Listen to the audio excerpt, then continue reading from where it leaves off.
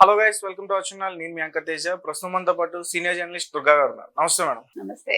So మొత్తానికి కొడాలి నాని గారి పైన కేసు నమోదైందంటూ కూడా వార్తలు వచ్చే ఆల్రెడీ సెక్షన్స్ తో సహా పెట్టేశారు. రీసెంట్ గా చూసుకుంటే కొడాలి నాని గారు నిన్న ప్రస్తుతం మాట్లాడిన విధానం చాలా దారుణంగా ఉంది.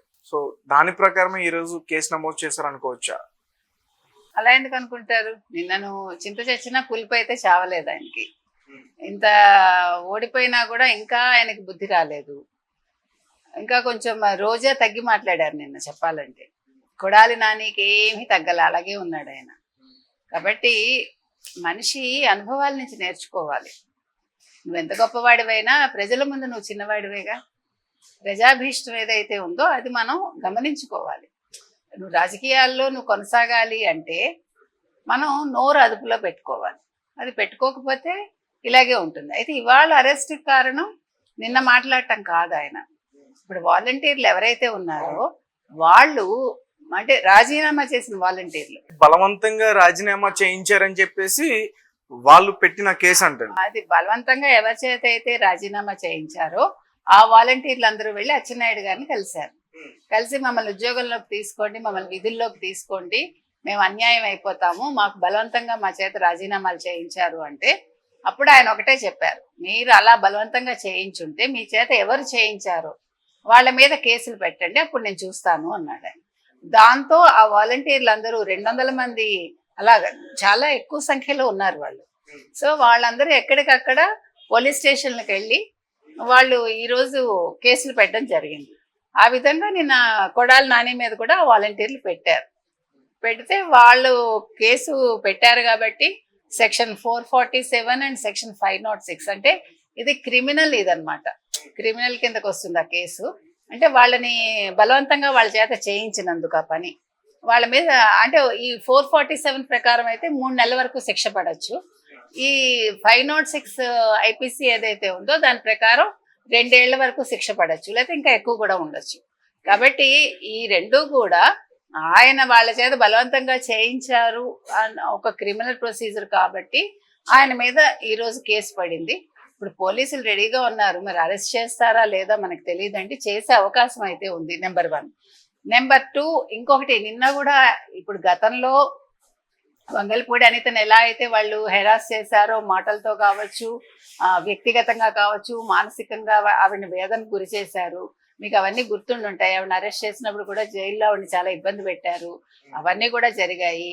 ముఖ్యంగా రోజా మీకు గుర్తుంటే ఆవిడ వ్యక్తిగత విమర్శలు చేసింది. నేను మొగుడిని కొట్టి నేను జైలుకి వెళ్ళిన దాన్ని కాదు అని మొహం మీదే అంది ఆవిడ. సో ఇవన్నీ కూడా ఉన్నాయండి. అయితే నిన్నను ఈయన ఏమన్నారంటే, వంగల్పూడి అనిత అయితే నాకేంటి, నువ్వు హోమ్ మినిస్టర్ అయితే నాకేంటి అన్నట్టుగా మాట్లాడాడు, నేను ఎవరిని కేర్ చేయనని. తర్వాత ఈ ఫర్నిచర్ విషయం ఏదైతే ఉందో, తాడేపల్లి ప్యాలెస్ లో ఏదైతే ఫర్నిచరు అంటే మొత్తం దాని మీద ఇప్పుడు నడుస్తుంది కదండి, ఆ ఫర్నిచర్ విషయంలో కూడా రమ్మనండి ఆ వెధవల్ని, మొహం మీద ముష్టి పడేస్తాం మేము, ఎంత అయిందో చెప్పమనండి అంటూ మాట్లాడాడు నిన్న. సో అందుకని ఆ నోర్లు పడేసుకున్నందుకు ప్లస్ ఈ వాలంటీర్లు ఎవరైతే ఉన్నారో వీళ్ళని బలవంతంగా రాజీనామా చేయించినందుకు, ఎందుకంటే వీళ్ళని వాళ్ళు రాజీనామా చేయించి ఎన్నికల విధుల్లో ఉపయోగించుకుందాం అనుకున్నారు. పాపం ఎటు కాకుండా వాలంటీర్లు అన్ని రకాలుగా నష్టపోయారండి వీళ్ళ వల్ల. వైసీపీ వల్ల, జగన్మోహన్ రెడ్డి వల్ల, వైసీపీ అప్పుడు మాజీ మంత్రులు అంటే అప్పుడు ముఖ్యమంత్రి, అప్పటి మాజీ మంత్రులు, అప్పుడు ఎమ్మెల్యేల వల్ల నష్టపోయింది ముఖ్యంగా తీవ్రంగా ఈ వాలంటీర్లు.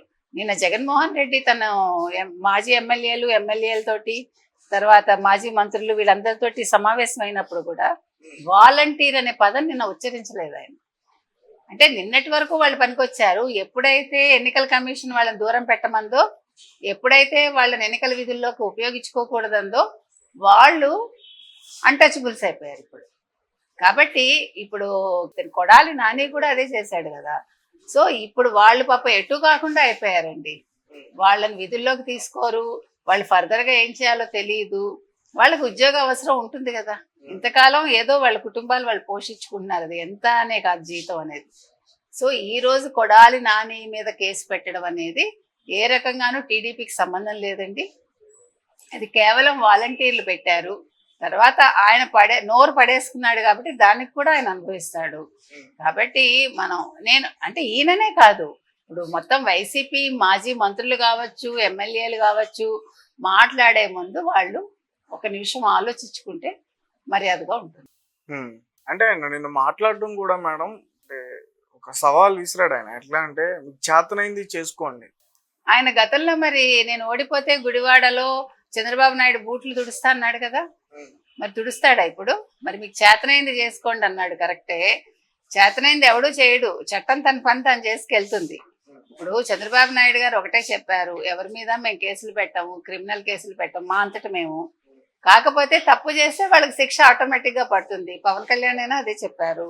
అందుకని ఈ రోజు ఏం జరిగినా వాళ్ళ స్వయంకృతాపరాధాలండి, నెంబర్ 1.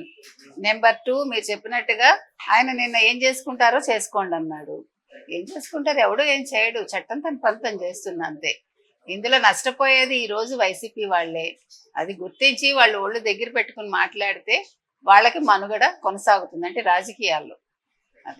అయితే జగన్ కి దెబ్బ కొట్టింది ఎవరో కాదు, వాలంటీర్ వ్యవస్థే బలమైన దెబ్బ కొట్టింది. అంటే ఇప్పుడు ఎందుకు అడుగుతున్నానంటే వాలంటీర్స్ వెళ్ళి కేసు పెట్టడం చాలా ఘోరమైన అవమానం ఆ పార్టీకి.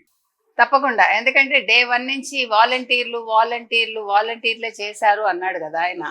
అందరూ కూడా వాలంటీర్ల వ్యవస్థ వల్లే వాళ్ళందరికీ సక్రమంగా మేము పంపిణీ చేయగలిగాం, ఇంటికి తీసుకెళ్లి అన్ని పథకాలు ఇవ్వగలిగాం. మీకు గుర్తుంటే ఎన్నికల ముందు హోరెత్తిచ్చారు. మార్చిలో కావచ్చు, ఏప్రిల్లో కావచ్చు, వాలంటీర్ లేకపోవటం వల్ల పెన్షన్లు ఇవ్వలేకపోయాము, కావాలని డిలే కూడా చేశారు, మీకు గుర్తుంటే. అంటే తాను తీసుకున్న గోతిలో తానే పడతాడు అంటే ఇదేనమాట. ఇప్పుడు వాలంటీర్ల వల్ల మీకు ఇప్పుడు వీళ్ళు ఓడిపోవటానికి మనం చెప్పుకున్నాం గతంలో కూడా. ఈ వాలంటీర్ల వ్యవస్థ పెట్టడం వల్ల ఒక్కొక్క ఎమ్మెల్యే కావచ్చు, ముఖ్యమంత్రి కావచ్చు, లేకపోతే ఇప్పుడు మాజీ ముఖ్యమంత్రి, అప్పటి ముఖ్యమంత్రి, ఇప్పుడు మాజీ మంత్రి, అప్పటి మంత్రి, వీళ్ళందరికీ ఏం నష్టం జరిగిందంటేనండి, ఈ వాలంటీర్లు తీసుకెళ్లి పథకాలు ఇచ్చేశారు. ఆయన అక్కడ బట్టలు నొక్కేసి ఆయన తాడేపల్లి ప్యాలెస్ లో కూర్చున్నారు. సో వీళ్ళకి వాలంటీర్లు రావడం వల్ల వీళ్ళ కార్యకర్తలతో వీళ్ళకి డైరెక్ట్ ఏమనాలి, ముఖాముఖి ఎప్పుడు మాట్లాడుకోలేదు. అలాగే నియోజకవర్గ ప్రజలతో ఎప్పుడు కూడా డైరెక్ట్ టచ్ లో లేరు. దానివల్ల ఏమవుతుంది, మీరు ఒక ఎమ్మెల్యే అనే విషయం, లేకపోతే మీరు ఒక మంత్రి అనే విషయం వాళ్ళు మర్చిపోతారు. అసలు మీ శాఖలే మీకు తెలియదు. మీకు తెలియనప్పుడు వాళ్ళకేం తెలుస్తుంది? వాళ్ళకి ఏమైనా పనులు జరిగితే కదా.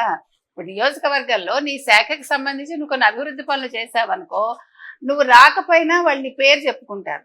అగో పలానా మంత్రి చేయించాడండి, మా నియోజకవర్గ మంత్రి ఆయన, ఇగో అడగగానే ఈ పని చేశారు, మనిషిని పంపించి, నువ్వు వెళ్ళకపోయినా కూడా నువ్వు మనిషిని పంపించి చేయించినా కూడా నీకు పేరు వస్తుంది. సో వాళ్ళు ఇవేమీ చేయలేదు. వాళ్ళు అక్కడ బటన్ నొక్కాడు, 2 బటన్లు నొక్కమన్నారు. ఒక రకంగా అది మంచిది అనిపిస్తుంది మేడం, ఎందుకంటే ఇక్కడ ఈ కింద ఉన్న నాయకుల జేబుల్లోకి వెళ్లకుండా డైరెక్ట్ గా ప్రజల ఖాతాల్లోకి వెళ్తుంది. అంటే ఎంతమందికి ఇచ్చారో మీకు తెలుసా? ఎంతమందికి డైరెక్ట్ గా వెళ్ళాయో మీకు తెలుసా? మీకు ఏమైనా కరెక్ట్ గా మీ దగ్గర నెంబర్ ఉందా? లేదా అందరికి ఇచ్చేస్తారని మనకు ఏమైనా ఐడియా ఉందా? ఏమండి, మీరు వేయదలుచుకుంటే డిజిటల్ పేమెంట్ ఉంది, you need not go and give కదా. అదే డిజిటల్ పేమెంట్ చేసేసారు అనుకోండి, ఆటోమేటిక్ గా వాళ్ళ పేర్లలోనే పడుతుంది. అది దానివల్ల నష్టపోయింది మీరే. ఇప్పుడు మిమ్మల్ని ప్రజలు ఎన్నుకున్నారు, ఆ ప్రజలకు మీరు ఎవరో తెలియకపోతే వచ్చేసారి మిమ్మల్ని ఎందుకు అనుకుంటారు వాళ్ళు? అందుకే 2 బటన్లు నొక్కమన్నాడు ఆయన, 2 బటన్లు నొక్కారు.